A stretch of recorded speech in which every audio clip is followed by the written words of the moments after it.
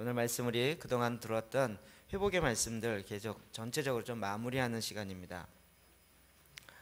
오늘 전체적인 주제는 고통을 재활용하라 라는 말씀인데요. 마태복음 5장 3절에서 12절까지 말씀 우리 같이 좀 함께 하나의 말씀 읽도록 하겠습니다. 시작. 심령이 가난한 자는 복이 있나니 천국이 저희 것이며 애통하는 자는 복이 있나니 그들이 위로를 받을 것이며 온유한 자는 복이 있나니 그들이 땅을 기업으로 받을 것이며 의에 줄이고 목마른 자는 복이 있나니 그들이 배부를 것이며 긍휼히 여기는 자는 복이 있나니 그들이 긍휼히 여김을 받을 것이며 마음이 청결한 자는 복이 있나니 그들이 하나님을 볼 것이며 화평하게 하는 자는 복이 있나니 그들이 하나님의 아들이라 일컬음을 받을 것이며 의를 위하여 박해를 받는 자는 복이 있나니 천국이 그들의 것임이라. 아멘. 이 마태복음 5장, 6장, 7장을 우리는 산상수훈이라고 합니다. 산 위에서 하나님이 말씀하신 예수님이 말씀하신 설교의 내용이기 때문에 산 위에서 사실 이렇게 우리나라처럼 높은 산이 아니고 약간 언덕 같은 그 정도 되어지는 곳에서 이 5장, 6장, 7장의 말씀을 전해 주었습니다. 너무나도 귀하기 때문에 이것을 우리는 산상수훈, 상상보훈 다양한 이렇게 별명들이 있습니다. 굉장히 그만큼 중요한 말씀인 거죠.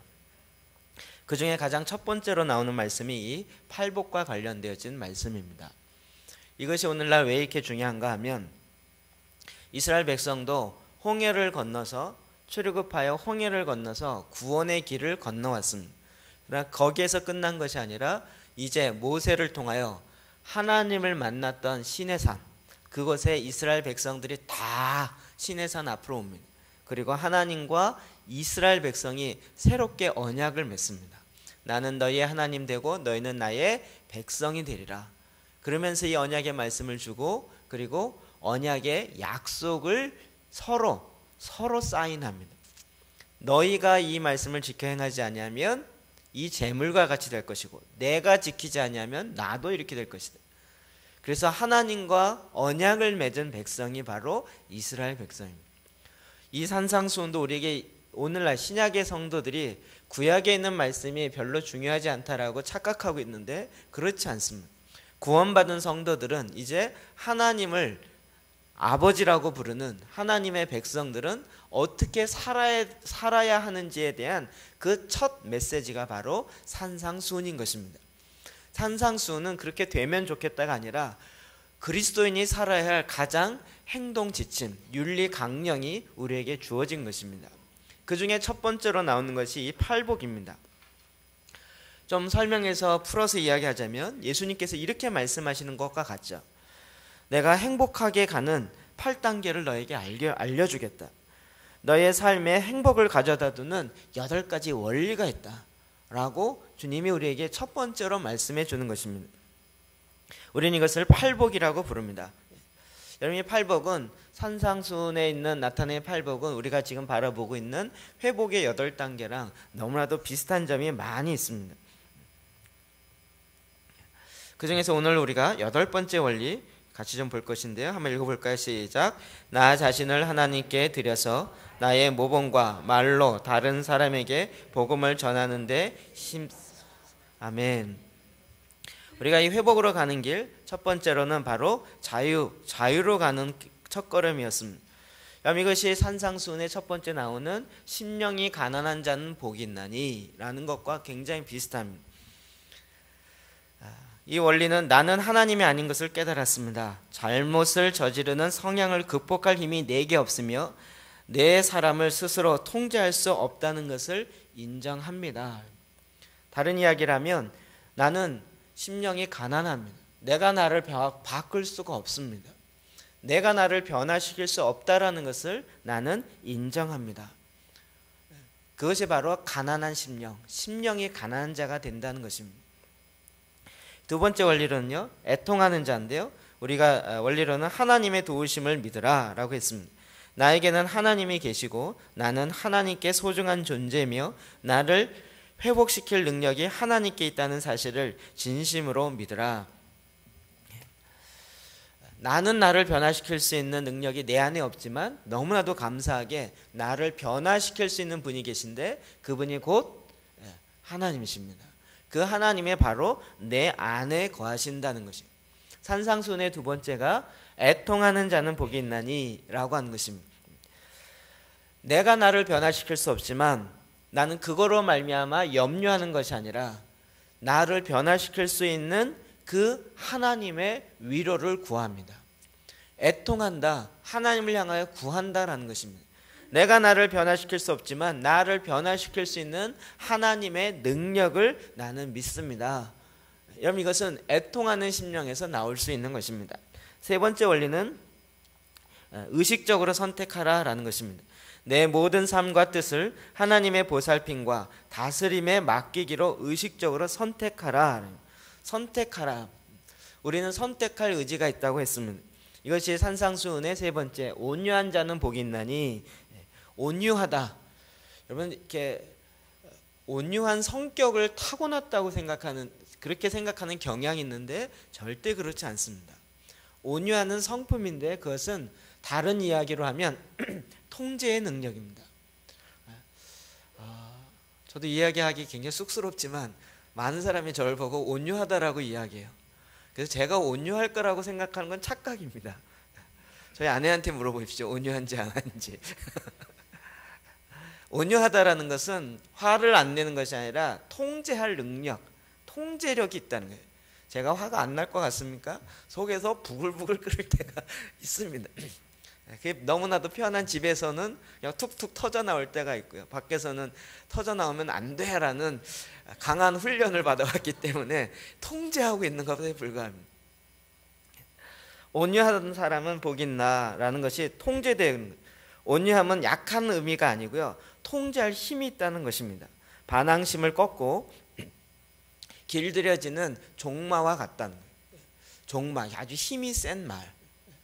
전 종마하면 지난번 말씀드렸던 한국은 애굽의 종마다라는, 힘이 너무 센데 애굽의 종마라 길이 안 들려져 갖고요.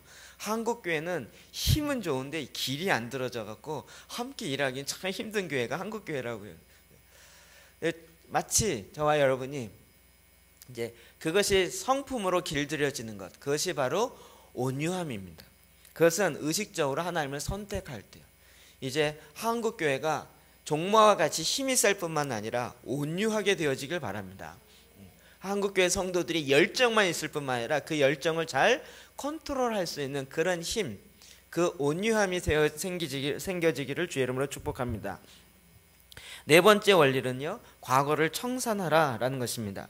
나의 잘못을 솔직히 점검하고 하나님과 나 자신과 신뢰하는 제3자에게 고백하라 라는 거예요. 청결한 자, 이게 산상수훈에는 네 번째로 마음이 청결한 자는 복이 있나니. 깨끗한 양심, 청결한 마음을 가지려면 먼저 청소를 해야 됩니다. 내 안에 그동안 더러워졌던 것들을 먼저 씻어내야 그 가운데 깨끗한 양심이 들어갈 수 있는 것입니다.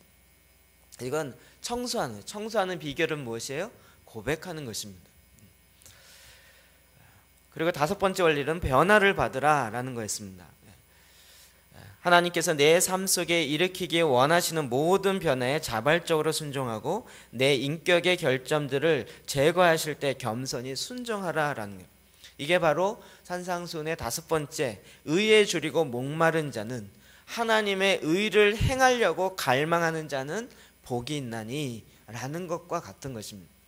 정말 하나님의 의를 행하고자 하는 갈망함이 있으십니까? 그렇게 하나님께 내어 맡길 때, 그리고 하나님 말씀하시는 것들을 순종할 때 변화가, 내 마음의 변화를 받아 변화가 일어나는 것입니다. 그리고 이제 여섯 번째로부터는 인간의 관계로 들어가는데요. 관계를 회복하라. 나의 모든 인간관계를 검토합니다. 나에게 상처를 준 사람을 용서하고 다른 사람에게 해가 되지 않는 한 내가 다른 사람에게 상처 준 것을 보상합니다. 내가 상처 받은 것도 치유가 되어야 되지만 상처 준 것도 보상을 해야 하는 것입니다. 이것이 긍휼히 여기는 자는 복이 있나니, 긍휼히 여김을 받을 것입니다. 마음의 치유가 되어진 자가 복이 있는 것입니다. 이것을 유지하는 비결이 지난주에 우리가 살펴보았던 회복의 기조, 회복을 계속적으로 유지해야 된다는 것입니다. 매일 하나님과의 시간을 확보하여 자기 점검, 또 성경을 읽고 묵상하고 기도를 실천함으로써 내 삶에 대한 하나님의 뜻이 무엇인지 알고 그것을 행할 능력을 얻어라. 주의 말씀을 알지만 행해지지 않는 것들이 있습니다. 대부분은 알면 행한다 그러지만 실제로 알지만 행하여지지 않는 것이 너무나도 많습니다. 이것이 묵상이 되어 하나님의 말씀의 힘으로 그것을 내가 드디어 순종하여 나아갈 때 이 회복의 새로운 힘을 얻게 되어지는 것입니다. 유지의 비결이죠. 그래서 기도와 말씀과 말씀 묵상 가장 중요한 것이었습니다.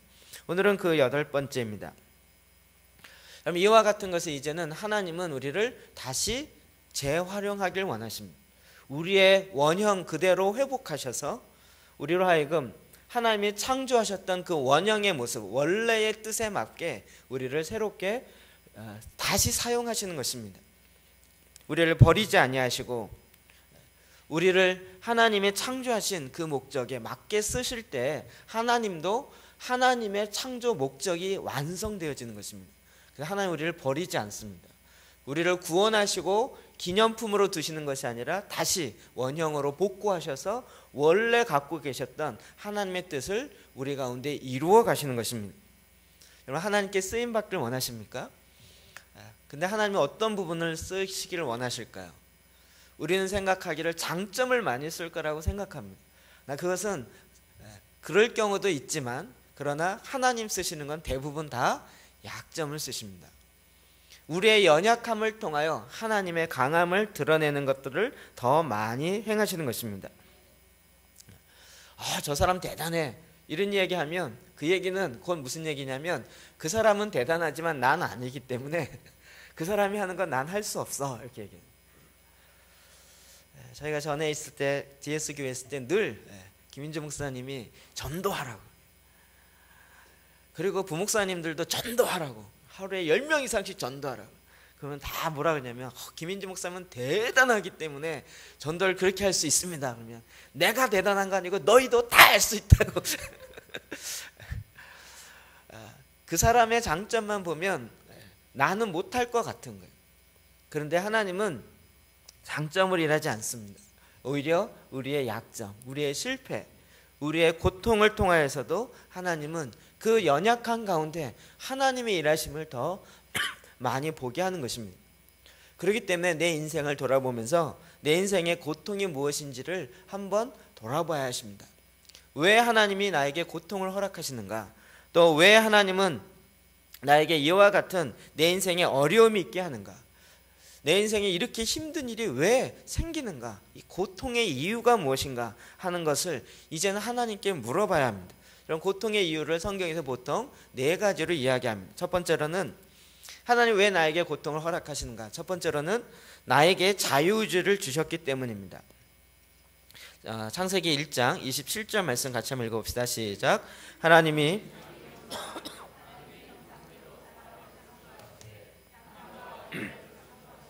아멘. 하나님이 하나님의 형상으로 우리를 인간을 창조하셨습니다. 하나님을 닮았다는 얘기입니다. 그 중에 가장 핵심적인 내용 뭐냐면 선택권이 인간에게는 있다는 것입니다. 동물이나 다른 피조물에게는 선택권이, 자유의지가 없습니다. 그러나 인간에게는 자유의지가 있다는 것입니다. 옳은 것을 선택할 것인가, 나쁜 것을 선택할 것인가, 좋은 것을 선택할 것인가, 나쁜 것을 선택할 것인가, 옳은 것을 선택할 것인가, 그른 것을 선택할 것인가, 악을 선택할 것인가, 생명을 선택할 것인가, 이 선택할 수 있는 선택권이, 자유의지가 하나님의 형상으로 지음받은 저와 여러분 가운데 있습니다. 여러분, 이것이 선택에 달려 있습니다. 여러분이 거절할 수도 있고 영접할, 받아들일 수도 있는데 이 선택의 권한이 하나님의 형상으로 지음받은 저와 여러분 가운데 있다는 것입니다. 하나님 왜 이랬을까요? 하나님 인간을 꼭두가시로 만들기를 원치 않으셨습니다. 그냥 죄도 짓지 아니하고 그냥 딱 하루에 아예 그렇게 딱 프로그램을 짜갖고 하루에 3번 제사장 기도하며 기도는 2시간씩 하며 딱 프로그램 짜서 다 똑같이 그렇게 살아요. 로봇처럼. 하나님 인간이 그렇게 되는 걸 원치 않으셨어요. 그 마음의 자원함으로, 기뻐함으로, 즐거움으로 하나님을 사랑하고 그 사랑으로부터 오는 그와 같은 메시지, 그와 같은 실천을 주님은 원하신 것입니다. 그러나 이 자유의지를 줬다는 것은 우리에게 축복이기도 하지만 또한 부담이기도 합니다. 자유의지를 줬다, 선택할 권한이 있다. 이 얘기는 뭘까요? 선택한 것에 대해서는 책임을 져야 된다는 부담감이 있습니다. 차라리 그냥 하나님이 선택했다면 그봐야 하나님이 왜 이렇게 선택해서 따지려기도 할 텐데 계속 선택하라는. 여러분, 저는 이제 계속 여러분이 봉사나 이런 거 선택하라 그러잖아요. 여러분이 원하실 때 하라, 자유의지를 드린다. 이게 굉장히 편한 얘기인 것 같으면서도 사실은 무서운 얘기죠. 내가 선택한 건 거기에는 나의 책임이 있다는 거예요. 우리가 좋은 것만 선택하면 참 좋을 텐데, 그런데 희한하게도요, 어리석은 것 혹은 잘못된 선택을 하기도 한다는 것입니다. 그 잘못된 선택 때문에 고통이 온다는 것이에요. 마약을 안 할 수도 있는데 근데 굳이 마약을 하면 왠지 더 좋을 것 같아요. 한번 해봤더니 또 아주 기분이 좋아요. 그래서 그걸 계속하고 하고 또 해요. 그러다가 마약에 중독이 되는 거예요. 하나님이 마약하도록 프로그램을 짜놓은 것이 아니고요, 선택권을 주어졌는데 그것으로 자기가 선택을 한다. 우리는 자꾸 그 선택을 다른 사람 탓하려고 그래요. 그러나 그렇게 빠지게 되어진 이유는 자기의 결정, 자유의지를 갖고 자기가 선택했기 때문에 그런 것입니다. 그래서 이 선택은 우리에게 축복이며 또 한 가지는 부담으로 다가오는 것이에요. 성경은 지옥에 대해서 이렇게 이야기합니다. 하나님이 지옥을 만들어 놓고 지옥에다 막 사람을 불어넣으려, 이게 아니고요, 하나님은 우리를 어떻게 하든지 구원하길 원하십니다. 지옥에 가지 않게 하나님은 가장 쉬운 길, 가장 편한 길을 만들어 놓고 내가 너에게 사랑으로 이것을 준다, 네가 이거 나의 사랑을 받으라 라고 하는데 스스로 자기가 선택해서 사랑을 거절하기로 선택하고 지옥에 가기로 자기가 선택하는 거예요. 그럼 나는 선택한 적이 없다 생각하지 마십시오. 하나님 모든 죄의 대가는 사망입니다. 성경은 계속 이 메시지를 주고 있는 거예요. 하나님이 나를 지옥 가게 한 것이 아니라 하나님은 우리를 모든 사람들이 다 구원받기를 원하시고 모든 사람들이 하나님의 사랑 가운데 들어오기를 원하십니다. 그런데 이 자유의지의 선택권을 하나님은 빼앗지 않으십니다. 그래서 하나님의 형상으로 지음받았기 때문에 우리에게는 이와 같은 선택, 잘못된 선택에 의해서 고통이 온다는 것이에요. 두 번째로는요, 하나님 또 잘못된 선택을 하더라도 우리를 깨우치기 원해서 그 고통을 허락하십니다. 잠언 20장 30절 봅시다. 시작.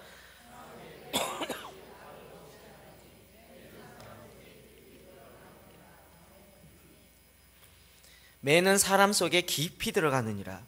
잘못된 선택을 할 때는 고통이 따릅니다. 고통이 따르는 것은 내 삶에 아픔이 온다. 사람은 참 희한하게도 너 그렇게 하면 맞는다 경고해갖고는 안 바꿔요. 꼭 세게 맞아서 자기 그 아픈 것이 깊이 들어가야 아차 싶은 거예요. 서양 속담에도 이런 말이 있어요. 사람이 어두울 때 불이 비추어져도 사람은 그 불을 향해서 가지 않아요. 그렇지 않고 자기 발에 불등이 떨어져야 그때서야 자기 발에 붙은 불등을 끌려고 그때서야 움직인다는. 빛이 없기 때문에 안 움직이는 게 아니고요, 그 경고를 자꾸 무시하는 거예요. 하나님은 우리에게 그 경고등을 많이 주셨어요. 이 신체만 하더라도 그래요. 너무 무리하면 일단 자기의 연약한 부분이 터져요.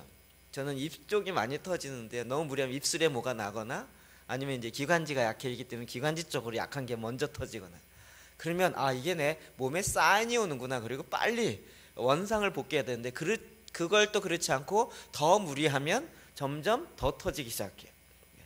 그러면 이제 그 2차로 약한데, 3차로 약한데, 4차로, 그런데도 불구하고 계속 그것을 선택해 가면 그 다음에 아예 몸 전체가 아프기 시작하는 거예요.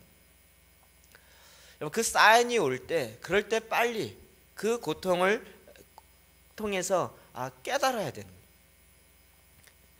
요나 같은 경우가 그렇습니다. 하나님이 요나를 통하여 니느웨에 가서 하나님의 말씀을 전하라. 너희가 회개하지 않으면 40일이 지난 후에 이 땅에 하나님의 심판이 있을 것이다 라고 외치라는 거예요. 니느웨는 바벨론의 수도예요. 자기의 적이 되는 나라의 수도예요. 혹시 내가 전했다가 그 도시가 회개하면 그게 마음에 원치 않은 거예요. 그래서 도망가요. 그리고 배를 타고 가요. 계속 그리고 광풍이 일어나는데도 회개하지 않고 계속 자요. 굉장히 중요하네요. 내 인생에 광풍이 일어나. 그럼 빨리 정신을 차리고 이게 하나님의 사인이구나. 주님 용서해 주십시오. 회개하면 굳이 그렇게 뱃속까지 안 들어갔어도 되잖아요. 근데 그런데도 계속 자요. 나와 상관이 없겠거니. 그래서 제비를 뽑다가 이제 딱 걸려요. 걸리는 순간 그때 이게 자기 때문이라는 것을 이야기해요. 저는 그 믿음도 대단한 것 같아요. 그리고 사람들이 그를 바다에 던지니까 그때서야 바다가 잠잠해져요. 그리고 하나님이 예비하신 큰 물고기가 그를 삼켜요. 그가 뱃속에서 드디어 기도해요. 기도하였더니 그 기도가 하나님께 상달된지라 이렇게 돼 있어요. 요나서 2장 보십시오. 하나님은 절대 억지로 보내진 않으세요. 그런데 이제 몇 대 맞고 갈래 이 차이죠. 요나가 그 뱃속에서야 드디어 비로소 기도해요. 하나님, 내가 잘못했습니다. 다시 한 번만 살려주신다면 내가 가겠습니다. 하나님, 그 기도가 하나님께 상달된지라. 그래서 하나님이 들으셔서 희한하게도 느느웨 성 바로 앞에다가 토해가지고 가게 만드세요. 결국은 변화시키는 거예요. 그럼 우리의 인생에 고통이 올 때 이 고통의 의미가 무엇인지 빨리 캐치하셔야 돼요. 너무 밑바닥까지 가지 아니하도록 빨리 캐치하시는 것이 지혜로운 것입니다. 세 번째로는 하나님이 고통을 허락하신 이유는 하나님을 의지하도록 가르치기 위해서입니다. 고린도후서 1장 9절 말씀 봅시다. 시작. 우리는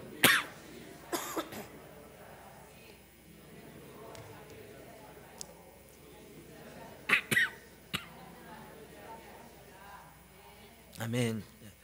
사도 바울이 복음을 증거하다가 오히려 산 소망이 끊어졌어요. 이제 내 인생이 끝이구나라고 그 순간까지 이르렀다고. 그래서 나에게 사형 선고가 받은 줄 알았어요. 내 인생 이제 끝이다. 옥에도 갇히고 40에 하나 감한매 39대를 맞아요. 그거 맞고 산 사람이 거의 없어요. 근데 사도 바울이 그렇게 맞아요. 그래서 이제 내 인생이 끝이구나. 나 막다 죽는구나. 정말 어떨 땐 죽어갖고 밖에 던져요. 죽어갖고 시체를 던졌는데 그 다음날 살아갖고 일어나. 그래 걸어가요. 그냥 내 인생에 사형 선고가 내린 줄 알았다. 그런데도 다시 살아나고 다시 깨어나고 이런 걸 통해서 그가 정말 깨달은 건 뭐냐면 내 인생 왜 이렇게 괴롭냐 이런 것이 아니고 베드로 사도는 좀 편한 것 같은데 대접받으면서 가면 늘 대접하고 그러는데 나는 가면 돌 맞고 가면 옥에 갇히고 같은 사도인데 나는 이렇게 힘들까 이러지 아니하고요. 그가 이걸 통해서 깨달은 건 뭐냐면 이는 우리로 자기를 의지하지 말고 오직 죽은 자를 다시 살리시는 하나님만 의지하게 하심이라. 우리로 하여금 하나님을 의지하게 하려고 주님께서 고난을 허락하신다. 사실 우리 배 집사님이 지난주에 말씀을 전하려고 간증을 하려고 했었는데 지난주에 외부 강사 오시는 바람에 오늘 메시지랑 너무 이렇게 잘 맞아들어요. 고난이 없었으면 지금의 배 집사님이 있었을까요? 그래서 나중에 기도할 때 보면 쩌렁쩌렁해요. 그리고 막 잡아먹을 듯이 기도하세요. 원래 그런 거가 아니었다고요. 옛날에는 더 그러면 처녀 때나 그때는 그런 모습 아니었죠. 그런데 주님을 의지하는 걸 배우는 거예요. 고난을 통하여 더 큰 하나님의 역사를 배우는 거예요. 그래서 전에도 은혜가 있었고 전에도 나름대로 기도하고 그랬었지만 그때 받았던 것과는 또 다른 차원이 훨씬 더 다른 그와 같은 하나님의 더 큰 은혜로, 그래서 하나님을 의지하게 하는, 원래 인간이 그렇게 만들어졌는데 그 원래로 다시 돌아가서 하나님을 의지하여 이 땅에서 예수 그리스도가 행하신 일도 하고 그보다 더 큰 일도 하게 하는 그와 같은 사람으로 하나님은 변화시키신다고. 시편 119편 71절에 보면 고난 당하는 것이 내게 유익이라 이로 말미암아 내가 주의 율례를 배우게 되었나이다. 아멘. 저는 안산에, 제가 안산 얘기를 하도 많이 하니까 안산 출신인지 아시는데 안산과 저는 아무 상관이 없습니다. 안산에 오신 분들은 상당히 많이 고난으로 인해서 오셨어요. 근데 그 고난은 내게 유익이에요. 그것이 오히려 그 고난을 통하여 우리는 하나님의 율례를 배워, 하나님의 말씀을 배우게 되어주고요. 그 고난을 통하여 생명이 무엇인지 알게 돼요. 그래서 고통이 내 인생의 가장 위대한 스승인 것입니다. 스승이. 실제로 고통은 나에게 가장 위대한 스승이 되는 것입니다. 또 하나님 우리에게 고통을 허락하신 이유 네 번째로는요, 다른 사람에게 사역을 할 수 있게 하기 위해서입니다. 고린도후서 4장 1장 4절 봅시다. 시작. 우리의 모든 환난 중에서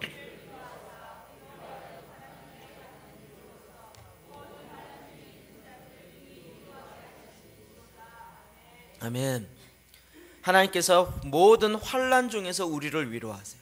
환난 중에 위로하여요.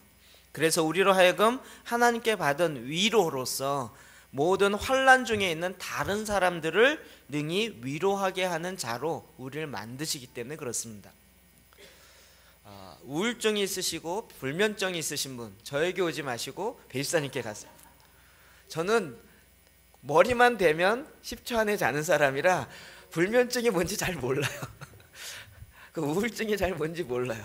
그냥 이렇게 많은 사람 얘기를 통해서 듣고 그런가 보다, 그게 좀 힘든가 보다, 이 정도 그냥 이렇게 간접적으로 알 뿐이죠.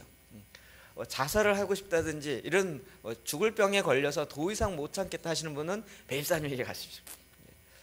그 환난 가운데 하나님의 위로로 말미암아 다시 그 위로를 받았기 때문에 그렇게 불면증이 있고 또 정신적 어려움이 있고 이런 그런 사람을 바라보는 그 시선은 저보다 배집사님 훨씬 더 긍휼함이 크십니다. 그렇겠죠. 당연히 그러겠죠. 제가 굉장히 홀가분해진 것 같아요. 배집사님 간증을 저는 4번인가 들었어요. 새벽 예배 가는데 정말 갈 게 새벽 예배밖에 없어요. 그런데 가는 순간 내가 이 강길을 내일 또 갈 수 있을까? 그러면 못 갈 것 같다. 그때 듣는 말씀, 새벽 예배 듣는 내 인생 마지막 설교이겠다, 이 마음으로 새벽 예배를 가요. 그러면 다시 올 힘이 없어요. 하루 종일 몸이 깔아져 갖고요. 그렇게 7개월. 그리고 병원을 다니는데 병은 너무나도 많이 나지만 그러나 그 병의 원인 찾기도 쉽지 않고요. 그러면 적어도 이 정도 고통을 당하신 분은 찾아가십시오. 전문 메이커 찾아가십시오. 우울증 찾아가십시오. 고통이 많을수록 감당할 것도 많을수록 있으니까 많이 찾아가십시오. 고통은 우리에게 다른 사람에게 사역할 수 있게 합니다. 저도 나름대로 환난과 고통이 있었던 사람입니다. 오해를 받는다든지 사역이 망가진다든지 여러 가지 아픔이 있다든지 이런 재정적 어려움이라든지 이런 부분에 고통이 있으신 분은 저도 나름대로 한가닥합니다. 그런 쪽에 고통이 있었기 때문에 그 고통이 나로 하여금 다른 사람을 위로하게 합니다. 하나님 우리로 하여금 다른 사람에게 사역할 수 있도록 그와 같은 고통을 허락하시기도 하는 것입니다. 가끔 이렇게 예를 들면 우리 외집사님은 그분은 제가 할게요. 그 마음이 가는 거예요. 마음이.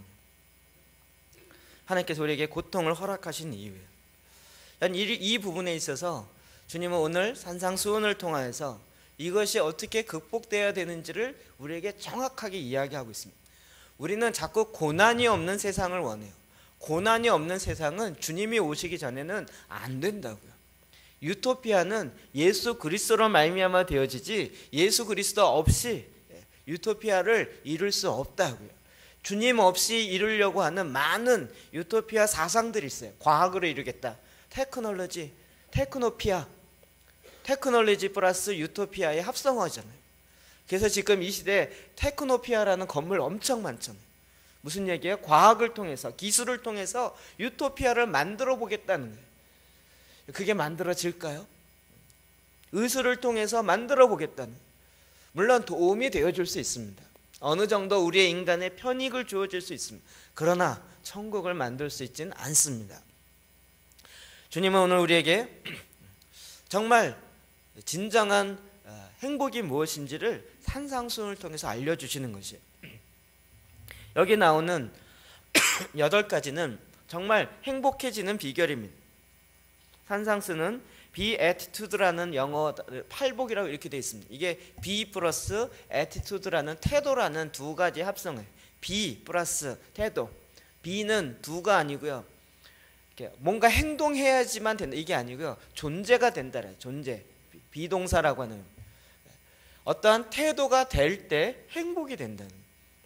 우리는 자꾸 뭔가 행동을 할 때 그 행복이 나에게 올 것이라 하는데요. 그것이 잘못된 방법으로 접근하기 때문에 그래요. 현대 심리학자들이 사람이 갖고 있는 행복에 대해서 연구하면서 보통 8가지가 있다고 이렇게 연구했습니다. 그 첫 번째는 소속감입니다. 두 번째로는 생동감, 그 다음 안정감, 만족감, 경외감, 용납감, 확신감, 성취감. 이 8가지의 행복 감정이 우리로 하여금 진정한 행복으로 들어가게 한다.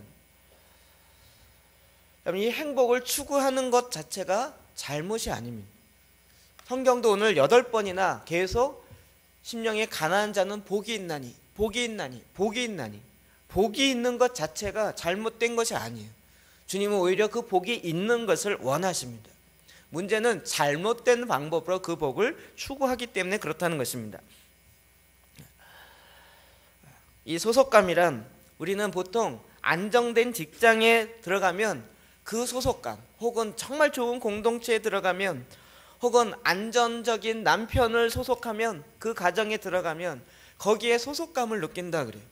그런데 오늘 성경 뭐라고 이야기하면 천국에 소속되는 것이야말로 진정한 소속감이다 이렇게 얘기하는 것입니다. 위로는 무엇입니까? 생동감은 누군가 나를 위로하고 누군가 나를 칭찬하고 누군가 나를 막 이렇게 지켜 세우면 나는 거기에 막 맛이 난다. 근데 진정한 생동감은 정말 위로를 받을 때입니다. 위로를 받을 때. 세 번째로는요, 안정감인데요. 여러분, 안정감은 뭐니 해도 땅을 갖고 있을 때입니다. 땅을 갖고 있을 때. 저금통에 통장에 돈이 많거나 이런 안정감. 주님이 땅을 갖는 것에 대해서 이야기합니다. 그다음 만족감인데요. 만족은 배부르고 등 따시면 만족합니다. 주님이 배부를 것이며 라고 얘기했어요. 배부르는 것에 대한 만족감을 우리에게 허락하신다고. 경외감이란 뭔가 신비한 것, 기적을 보거나 요즘 우리가 사모하는 것처럼 하늘 문이 열리고 하나님의 영광이 임하고요. 이런 실제를 보면서 야, 정말 경이롭다. 그것은 하나님을 바라볼 때요. 용납감이라는 것은 나를 있는 모습 그대로 이해될 때, 또 잘못해도 용서받을 때, 그것은 긍휼히 여김을 이야기하는 것입니다. 확신하다, 확신감은 자신만을 믿으면서 자기 자신을 확신하거나 혹은 어떤 이데올로기에 빠지는 것이 아니라요, 내가 하나님의 아들이라는 그 확신을 가질 때, 하나님의 아들, 하나님의 자녀. 성취감은 무엇인가 내가 원하는 일을 했을 때가 아니에요. 내가 계획한 것이 이루어질 이게 아니고요, 하나님의 나라가 저희 것이며 하나님의 나라를 온전히 침노하는 자가 되어서 나의 것으로 갔을 때 이 성취감을 갖게 되는 것이요. 이 비결이 있습니다. 천국에 소속되어지는, 이 소속감을 가질 수 있는 비결은 내가 좋은 직장에, 대기업에 들어가고 월급 많이 주는 곳에 들어가고 좋은 공동체에 들어가고 이것이 아니고요, 하나님의 나라에 들어가는데 이 비결은 뭐냐면 우리의 마음이 비애티튜드가 돼야 된다. 우리의 마음이 이런 존재로 바뀌어져야 합니다. 어떻게 해요? 가난한 마음이요, 심령이 가난한 자예요. 여러분, 우리가 왜 소속감을 못 누려요? 심령이 가난하지 않기 때문에. 심령이 너무 물건으로 부하다고 스스로 생각하고 있거나 다른 쪽으로 가고 있기 때문에 그래요. 제가 이렇게 대기업에 계신 분들을 만나거나 아니면 대교회를 만나거나 이러면 꼭 그 마인드가 있어요. 희한해요. 크면 꼭 그 마인드가 있어요. 삼성 마인드가 있고요, 현대 마인드가 있어요. 그런 것처럼 교회도 성도를 딱 만나보면, 제가 몇 분만 얘기하면 어느 교회 성도겠다, 큰 교회 다니시면 거의 알아요. 그 마인드가 있어요. 온 마인드가 있고요, 사 마인드가 있고요, 동 무슨 마인드가 있어요. 자기는 그렇게 살지도 않으면서도 거기에 소속됐다라는 그거 하나만으로 뭐 이렇게 하나님이 그걸 흔드시고 계신다고요. 마음이 가난할 때, 심령이 가난할 때 진정한 하나님 나라에 소속되어지는 그 행복감이 나에게 오는 것입니다. 잘못된 방법으로 추구하기 때문에 그게 나에게 고통으로 다가온다고. 위로를 받을 때 우리는 생동감을 느낀다 하는데, 위로를 받는 가장 큰 핵심은 애통하는 자가 되는 것입니다. 애통하는 자. 우리는 나는 애통하지 아니하고 나는 애통하지 않으면서 늘 위로만 받아야 되겠다라고 생각해. 그러다 보니 다른 사람이 애통하든 말든 상관없이 나는 위로를 받아야 되겠다라고 생각합니다. 거기서 생동감을 얻는다는데 그렇지 않습니다. 성경은 반대로 이야기하고 있습니다. 너희가 애통하는 자가 되라. 애통하는 자가 되어줄 때 너희가 위로를 받을 것이다. 이런 팔복과 관련돼서 우리 김우원 PD가 책을 DVD와 함께 만들어가고 있습니다. 그러면서 첫 번째, 심령이 가난한 자는 복이 있나요? 그때 누구를 다큐로 이렇게 했었죠? 네, 최춘선 할아버지. 우리는 다 그 할아버지를 미쳤다고 생각했어요. 전철에서 겨울에도 신발도 신지 않고 양발도 신지 않고 가면서 갑자기 소리 지르고, 너 여학생들 보면 유관순 이러고. 그런데 나중에 알고 봤더니 그가 어마어마한 갑부였고 신학을 한 사람이었고, 그리고 그를 따르는 많은 후예가 있었고요, 그 영향을 받았던 많은 사람이 있었다는 걸 알게 됩니다. 그가 심령이 가난해. 내가 주님이 오시기 전까지는 신발을 신지 않겠습니다. 그래서 겨울에 발이 불어 터지는데도 신발을 신지 않고 그의 가난한 심령이 돼서 갔다. 그것을 다큐로 찍어서 나왔던 것이 심령이 가난한 자, 애통하는 자. 여러분, 애통하는 자의 심령이 무엇인지 몰랐었어요. 근데 거기에 나왔던 4명의 인물들을 통하여서 나중에 기회 되면 보신 사람도 있고 안 보신 사람도 있죠. 그냥 나중에 영상으로 보여드릴게요. 저는 이 영상을 막 보여드리는 게 너무 좋아요. 정말 애통하는 자에게 하나님께서 위로를 행하시는 것입니다. 생동감은 희한하게도요, 안정감은 온유한 자가, 성경은 온유한 자가 땅을 소유한다고 되어 있어요. 모세가 온유함으로 땅을 소유한다. 땅 소유하는 것은 부자가 아니고요, 온유한 자가 소유하도록 되어 있습니다. 온유한 마음이 없고 공동체 안에 온유한 분위기가 없을 때 진정한 안정감이 없습니다. 우리는 돈이 없어서라, 땅을 못 갖고 있기 때문에, 집이 없기 때문에 내가 안정감이 없다라고 생각하는데 그렇지 않습니다. 온유한 마음이 없기 때문에 그렇습니다. 이 만족감은 내가 배불러야 된다, 내 등이 따셔야 된다, 이것은 뭐냐면 의를 추구하는 것과 관련되어 있습니다. 우리가 하나님의 나라와 하나님의 의를 구할 때 그 하나님의 나라가 이루어지는 것으로 인하여 내 안에 진정한 만족감이 일어납니다. 그것은 나의 기쁨이고 나의 자랑이 돼요. 그런데 내 마음 가운데 하나님의 의를, 하나님의 나라의 의를 추구하는 그 마음이 없을 때, 그 태도가 없을 때 내 안에 진정한 만족감을 누리지 못하는 것입니다. 그래서 하나님의 고통을 통하여서 우리의 마음을 바꾸세요. 그래서 전에는 사람을 의지하고 병거를 의지하고 말이 얼마나 많은가를 의지했지만 이제는 하나님을 의지하는 자들로 우리를 바꾸신다고요. 경외감도 마찬가지입니다. 이 경외감은 어떤 특정한 사람에게 일어나는 것이 아니라 마음이 청결한 자, 마음이 깨끗한 자, 그 마음에 죄를 고백하고 뉘우치고 돌이키는 자들이에요.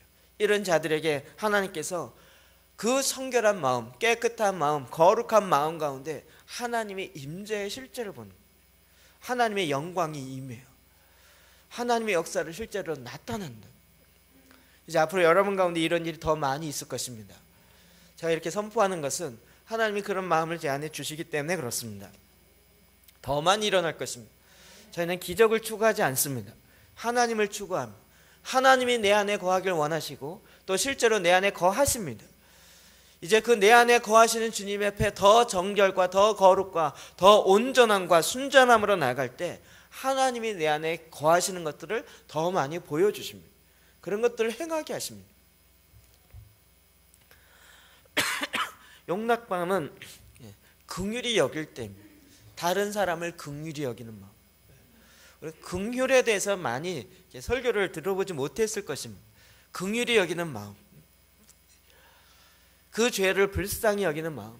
아버지, 저들이 자기가 하는 죄가 무엇인지 알지 못하고 저희를 행하나이다. 저희를 긍휼히 여겨주십시오. 이와 같은 마음이 없기 때문에 내 안에 용납받은 그런 마음을 갖지 못하는 것입니다. 이제 우리가 주님 앞에서 이 긍휼히 여기는 그 성품이 이루어지는 거예요. 확신감은 하나님의 아들이라 칭함을 받는 것인데요, 이것은 언제 이루어집니까? 하나님의 아들이 하는 그 중심에 있는 마음은 무엇이에요? 바로 화평케 하는 것입니다. 화평케 하는 직책을 하나님은 저와 여러분 가운데 주셨습니다. 이 화평의 마음, 그래서 그 화평의 마음으로 갈라진 틈 사이로 들어가는 것이 바로 중보자인 것입니다. 제사장인 것입니다. 이 성취감은 의를 위하여 핍박을 받을 때 거기에 진정한 성취감이 오는 거예요. 내가 세운 계획을 이루어가는 것의 성취감이 아니라 그것은 이루어졌다 할지라도 그 다음날 공허해요. 그러나 하나님의 의가 내 안에 이루어졌을 때, 그것은 정말 내 안에 혹은 그 의로 말미암아 핍박 가운데 있을 때 그것은 나의 기쁨이고 자랑이고 심지어는 나의 면류관이 되어지는 것입니다. 이것이 우리가 행복하게 되어지는 비결이에요. 전혀 다르죠. 우리가 잘못되어지는 방법을 자꾸 선택하면서도 왜 나에게 행복감이 안 오냐라고 하는데, 주님은 이제 고난을 통하여, 고통을 통하여 방법 자체를 하나님의 방법으로 바꾸시는 거예요. 그래서 우리의 삶에, 내 성품 가운데 하나님의 성품에 참여하는, 신의 성품에 참여하는 자들로 우리를 만드신다고. 고통이 나에게 유익이라, 이제 이렇게 고백하실 수 있으시겠습니까? 내가 지금 고통 가운데 있다 할지라도 이 말씀으로 다시 한번 잡고 일어나는 것입니다.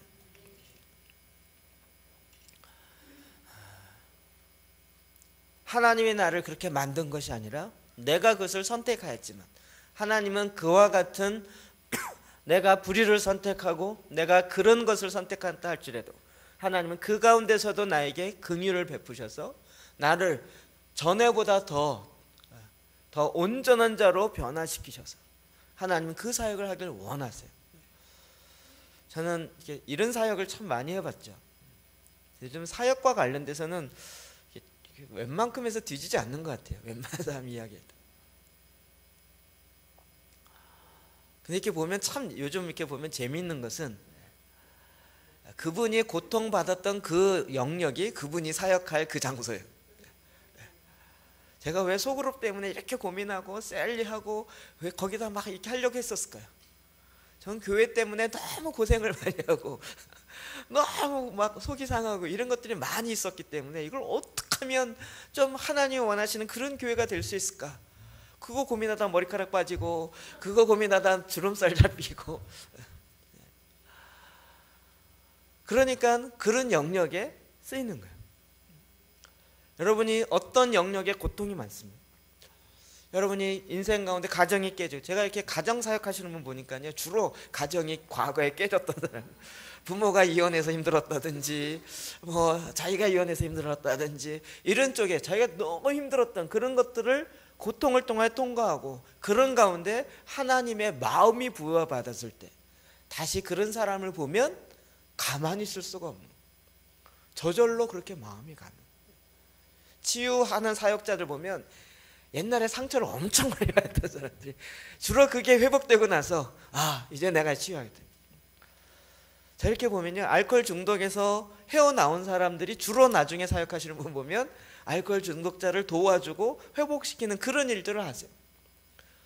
중독에서 회복되어진 사람들이 그것을 다시 해결되어서 나오는 방법을 아는 거예요. 그래서 주님은 우리 가운데 이와 같이 고통을 재활용하게 하시는 것입니다. 베드로전서 3장 15절 볼까요? 시작. 너희 마음에 그리스도를 주로 삼아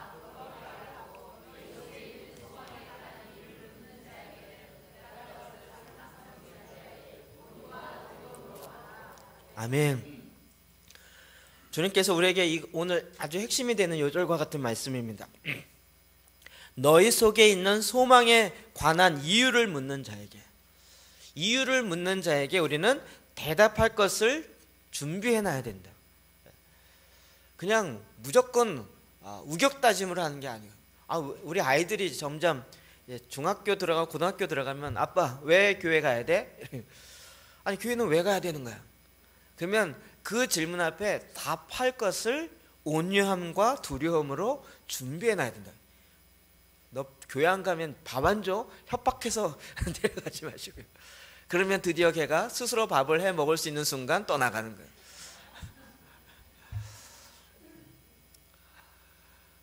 그 소망의 이유에 대해서 묻는 자들에게 대답할 것을 준비해야 된다. 우리가 왜 거룩하게 살아야 됩니까? 나 거룩하게 살기 싫습니다. 왜 거룩하게 살아야 되나요? 라고 묻는 자에게 거룩하게 사는 것이 어떠한 의미인지를 이해하게 돼요. 거룩하게 살 때 하나님의 임재가 있고 하나님의 영광이 임하고 그 가운데 하늘의 모든 신령한 복이 우리 가운데 부어주시고, 그러나 거룩하지 아니하고 죄악 가운데 있을 때 표현이 그렇지만 우리 삶 가운데 그 더러운 배설물이 똥들이 많이 모였을 때 똥이 많으면 뭐가 꼬여요? 똥파리들이 꼬이면서 거기에 왱왱거리면서 그런 일들이 많이 일어난다. 거룩할 것인가 거룩하지 않을 것인가, 그거는 여러분의 선택이에요. 근데 우리는 왜 거룩해야 되는지를 아는 거예요. 그래서 우리로 하여금 우리의 인생 가운데 주어졌던 많은 고통, 이 부분에 대해서 하나님이 왜 이것을 허락하셨는지 그 이유를 알 뿐만 아니라 이제는 그것을 활용할 수 있는, 그것을 통하여 진정한 소망이 무엇인지를 알고 누리고, 그리고 그것을 나눌 수 있는, 다른 사람을 섬길 수 있는 그런 자리에까지 나아가야 한다는 것입니다. 우리는 이런 고통을 통하여 무엇을 배웠습니까? 하나님께서 그날 고통의 시기에 나를 어떻게 도우셨습니까? 나의 이야기가 누구에게 도움이 되길까요? 저는 이제 앞으로 우울증 걸렸다 그러면 배집사님께 늘 주로 보낼 것입니다. 이렇게 이야기하고 싶으면 얼마나 찾아가서 이야기하십시오. 말씀하십시오. 또 사업 실패했다, 힘들었다 그러면 사업 실패했던 몇 분 계시죠? 찾아가세요. 그 가운데 그 사업의 실패가 고통이 나에게 주는 유익이 무엇인지를 주님께 깨닫고 그것을 이야기해줘. 사업이 내 인생의 전부가 아니었어. 그 회사 하나 잡고 그 끝까지 가다가 결국 가정 다 빼먹고 그건 인생 망치고 거의 건강 뺏기고 나중에 찾다 보니까 오직 하나님밖에 없어요. 그 순간 하나님을 찾고 그리고 다시 일어나서 그렇구나, 하나님이 나의 전부이구나. 사업이 나의 전부가 아니라 하나님이 나의 전부입니다. 그것을 알게 되는 거예요. 이렇게 나눌 때 나눌 수 있는 그와 같은 자세가 필요합니다. 성경 여기에 온유와 두려움을 하라 이렇게 말하고 있습니다. 첫 번째는 겸손함으로 나누셔야 됩니다. 빌립보서 2장 3절 시작. 아무 일에든지 다툼이나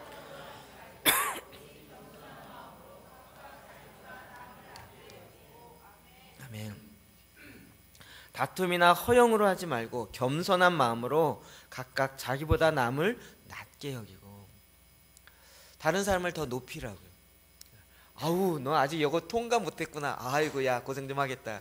나는 통과했거든. 이런 자세로 나누지 마시라고요. 그러지 마시고 오히려 그를 더 높이고 그는 나와 같은 실수를 하지 아니하도록 그에게 내가 경험한 것들을 겸손함으로 나누라고. 그럴 때 나는 통과해서 지금은 편함 이게 아니고요. 나도 당신과 같은 처지입니다. 나도 당신과 똑같은 처지였습니다. 나와 당신과 다른 건 하나도 없습니다. 단지 하나님이 하신 것뿐입니다. 오직 하나님이 하셨습니다. 또 그때 내가 주님께 기도하면서 눈물 좀 뿌렸거든 이러지 마시고요. 그때 철회하면서 무릎이 낙타 무릎이 돼서 좀 무릎이 아팠거든. 내가 기도했던 내 공로를 뭔가 드러내려 이러지 마시고 어느 순간 기도가 나에게 우상이 돼 있어요. 그게 우상이 되어지면 사실은 기도가 응답한 것이 아니라 기도를 통하여 하나님이 응답하신 것입니다. 하나님은 놓쳐버리고 나중에 기도만 높이는 거예요. 하나님 그것도 원하시는 게 아니에요. 또 우리가 이 나눔을 할 때 정직함으로 나눠요. 디모데전서 1장 13절입니다. 같이 읽읍시다. 시작. 내가 전에는 비방자여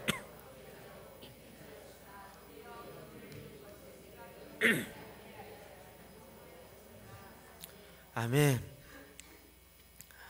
사도 바울이 자기가 사도임에도 불구하고 자기 자신의 과거를 나눌 때 정직하게 이야기해요. 내가 전에는 비방자요 폭행자요 박해자였다. 예수 믿는 자를 오히려 돌로 쳐 죽이고 죽이는 것에 내가 스데반 집사 죽이는 것에 자기의 겉옷을 벗어놓으면서 내가 증인되겠다라고 이야기했다. 그런 자가 하나님의 은혜로 말미암아 오늘 내가 바뀌었다. 과거의 이야기를 할 때 너무 과장하거나 너무 과소하지 말고 과소평가하지 말고 그냥 있는 그대로 객관적으로 있는 그대로를 나누면서 도와주는. 그럴 때 하나님의 일하심을 드러내요. 마지막으로요. 가르치려고 하지 말고 그냥 나누십시오. 야고보서 3장 14절 봅시다. 시작. 그러나 너희 마음속에 독한 시기와 다툼이 있으면 자랑하지 말라. 진리를 아멘. 우리는 자꾸 가르쳐야 된다라는 부담감들이 있어요. 또 유교에서 계속 그런 식으로 배워왔기 때문에 가르치려고 그래요. 근데 벌써 가르침 받는 사람의 입장에서는 뭔가 나를 향해 지시한다 그러면 기분이 나빠져. 논리적으로 싸워 이겨갖고 천국에 보낼 수 있는 사람은 없어요. 천국이 있냐 없냐 이거 갖고 논리적으로 막 얘기해서 이겼어요. 천국이 있다 이걸로 이겼어요. 그래서 그 사람이 천국으로 가는 게 아니에요. 그러면 그 사람이 뭐라 그래요? 에이씨 너나 가라 이러고 난 안 가겠다. 논리적으로 싸우고 가르쳐갖고 변화되지 않습니다. 섬김을 통하여 그 사람의 마음에 자발적인 자유의지를 통하여 자발적인 선택, 자발적인 주님의 영접을 통하여 그의 삶이 바뀌어지는 것이에요. 그래서 그냥 우리의 모습 있는 그대로 나눈다. 하나님은 저와 여러분 가운데 이런 일들을 계속 하나님 정말 우리를 회복시키길 원하십니다. 그리고 행복해 하십니다. 우리가 행복하게 되는 걸 주님 기뻐하십니다. 저 요즘에 제 방에 자꾸 간식이 쌓여요. 그리고 차 종류가 많이 쌓여요. 어젠가는 그젠가는 왜 이렇게 뭐가 쌓이지? 이런 생각이 들고 또 막 이렇게 막 하루에 한 번씩 막 이렇게 손님들이 오고 그러니까 약간 이게 내 시간이 너무 뺏기는 것 같은데 이런 생각이 약간씩 지쳐가더라고요. 이렇게 손님들 왜 이렇게 많이 찾아오는 거야? 제 마음속에 네가 기도했잖아. 맞다. 니네 교회 이름이 뭐냐? 회복의 동상 교회요. 그러니까 교회가 회복되는 일에 너를 찾아오는 거지. 맞다. 제가 그렇게 기도했었지. 하나님이 일하시는 것을 기뻐합니다. 그래서 내가 그러니까 뭔가 이렇게 된 것에 자랑하는 것이 아니고 겸손함으로 있는 그대로 나누어 드리는, 하나님이 이런 일을 통하여서 정말 진정한 행복이 무엇인지를 나눠지게, 이게 전염병처럼 퍼져가요. 기쁨이 퍼져가고요, 행복이 퍼져가요. 여러분, 우리 하나님의 말씀도 그렇게 퍼져가요. 제가 요즘 계속 새로운 곳을 가거나 새로운 사람 만나면 제 입에 늘, 전에부터 사실 많이 했던 이야기지만, 하나님이 새 일을 하셨습니다. 새 일을 행하십시오. 새 일을 행하십시오. 이 얘기를 참 많이 했었습니다. 근데 올해는 아예 새 일을 이미 시작하셨잖아요. 하나님이 요즘도 계속 새 일에 대한 사인을 자꾸 주세요. 이미 시작하셨어요. 저는 막 옛 부대와 옛일에 대해서 이야기하는 것에 대해서는 약간 재미가 없어요. 흥미가 없어요. 새 일에 대해서 이야기하면 막 3시간도 좋고 4시간도 좋고요. 얼마나 하나님의 이루신 새 일, 막 거기에 기대가 넘치고, 하나님의 그 일을 이미 엄청 시작하셨어요. 그리고 이것을 선포하기 시작하니까요, 희한하게도 많은 분들이 이 이야기를 벌써 퍼뜨리고 전염병처럼 퍼지고 있어요. 새 일을 시작하셨습니다. 하나님이 새 일을 시작하셨습니다. 전을 조금 더 바꿔서 전보다 좀 더 나은 삶이 아니고요, 아예 새로운 피조물로 새롭게 창조하셨습니다. 하나님이 새 역사를 일으키십니다. 저는 교회가 약간 변화되면 될 줄 알았어요. 근데 주님이 아예 새로운 교회를 만드셨어요. 새로운 형태로 새롭게 만들어 갔어요. 그래야 하나님이 그 일에 저와 여러분을 부르시고 이 일을 통해서 하나님의 역사를 이루어 가십니다. 오늘 저와 여러분이 주님께서 이렇게 진정한 회복의 길로 나오게 하신 것입니다. 그리고 우리를 회복하셔서 원래의 상태로만 돌아가도 최상입니다. 그 최상의 상태로 지속적으로 살아가는 이 세상에서의 삶을 살게 하신 것입니다. 이 말씀이 저와 여러분 가운데 진정한 생명으로 다시 불일 듯 일어나기를 주의 이름으로 축원합니다. 기도하시겠습니다.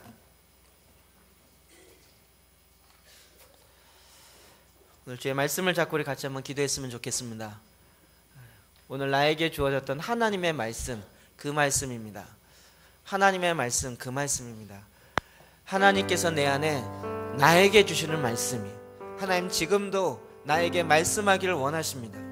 목사님이 아니고요, 목사님을 제 입술을 통하여 여러분에게 말씀하고 싶은 것을 하나님이 말씀하시는 것입니다. 레마의 말씀, 살아있는 운동력 있는 그 말씀으로 잡으십시오. 그냥 내 마음에 찔렸는데, 내 마음에 좋았는데 이렇게 생각하지 마시고요, 살아계신 하나님, 천지를 창조하신 하나님, 강을 내시고 바다를 만드신 하나님, 전능하신 하나님께서 나에게 말씀하시는 그 말씀인 것입니다. 여러분, 그 말씀을 잡으십시오. 하나님이 나에게 오늘 주신 바로 하늘의 만나와 같은 그 말씀입니다. 여러분, 그 말씀을 잡고 이 시간 주님 앞에 나가 한번 같이 한 목소리로 그 말씀 앞에 정직함으로 고백하십시오. 그냥 막연하게 이루어지게 하십시오 라고 하지 마시고, 정직하게 회개할 것이 무엇인지, 돌이켜야 할 것이 무엇인지, 다시 새롭게 해야 할 것이 무엇인지, 내가 지금 그동안 하지 않고 놓았는데 다시 일어날 것이 무엇인지를 정확하게 입술로 고백하고, 왜요? 우리의 입술의 고백을 통하여 하나님 일하시기로 그렇게 정하셨기 때문에 그렇습니다. 여러분, 기도가 안 된다고, 난 기도 못한다고 생각하지 마십시오. 여러분, 그것은 거짓되어진 생각입니다. 어린 아기들은 말을 못한다 할지라도 울기만 하여도 부모가 다 알아서 하는 것입니다. 여러분, 하나님 앞에서 울기만 하여도, 아니 주님만 주의 이름만 불러도 주님이 들으시고 우리의 사정을 하시고 우리를 새롭게 하십니다. 이 시간 주님 앞에 나아갑시다. 그리고 주님 앞에 나아가 우리 같이 한번 한 목소리로 정직함으로 기도하겠습니다.